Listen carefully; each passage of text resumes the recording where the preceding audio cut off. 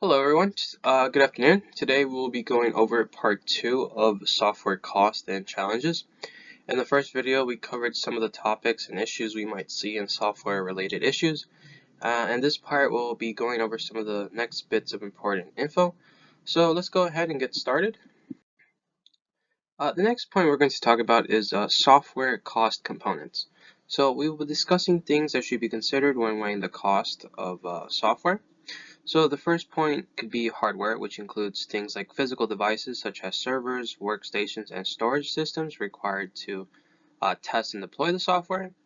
Next, we have software, which refers to the tools and platforms needed for the development and the testing and the deployment. And then we should also consider travel and training costs. So for travel, often we have teams that need to work remotely or collaborate with clients, and this can include travel expenses for meetings, conferences, or site visits. And next we have training. So teams always need to be continuously learning to stay updated with new technologies and practices. And the next part we have is related to the effort cost. And that can mean maintaining workspaces such as physical and digital workspaces that need ongoing upkeep.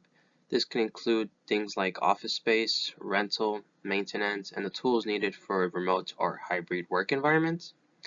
And the next we have is networking and communication. So we need things like reliable communication systems such as emails, messaging platforms, and we need secure networking infrastructure like VPNs and firewalls to protect us. Alright, so our next point is software pricing factors, and things to consider when it comes to terms and pricing factors are the market opportunity, which is basically the potential demand for the software that plays a key role in pricing. So if the market opportunity is too large, for example, there's a high demand for a specific type of software, the price may be higher to move on to the opportunity. And next we have cost estimate uncertainty. So when estimating the cost of software development, there can be uncertainty due to factors like changes, technology challenges, or unforeseen issues that can arise. Next we have contractual terms. So the terms outlined in the contract can impact the price of software. This can include payment structures, agreements, and there can be penalties or incentives tied to the performance. Next we have requirement volatility. And this is basically if the requirements for the software are likely to change frequently or are not clearly defined from the start, the price can increase. And this is because the development team may need to accommodate these changes, which can add unexpected work and increase the risk of project delays.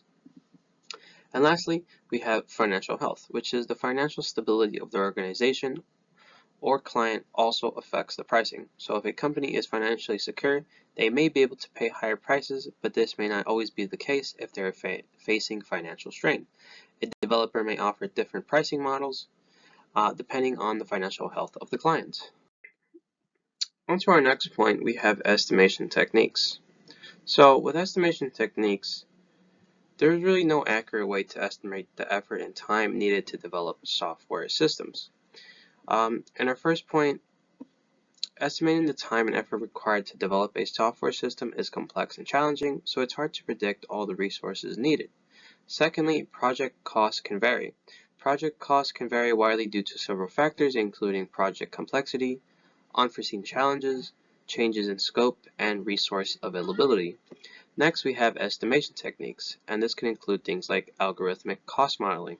This is a technique that uses mathematical formulas and historical data to predict project cost and timelines.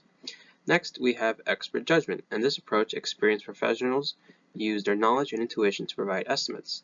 But the drawback, though, to this is that it is often subjective and can be influenced by biases or assumptions. So it usually works best when experts have experience with similar projects.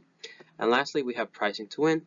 This technique involves setting the project price based on what the client is willing to pay. So often in a competitive bidding situation, it can involve strategic decisions to price the project lower to win the contract, with the intention eventually to adjust later based on actual cost. However, this can lead to risk if not carefully managed.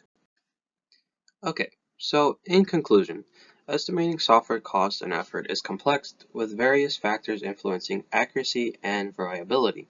While techniques like algorithmic cost modeling, expert judgment, and pricing to win offer different approaches, they all come with different uncertainties. So understanding these challenges and adopting the right estimation techniques can help manage and make the process smoother, but you should always account for the unforeseen challenges that can be presented. And with this ends my two-part segment exploring and evaluating software costs and challenges that can be presented.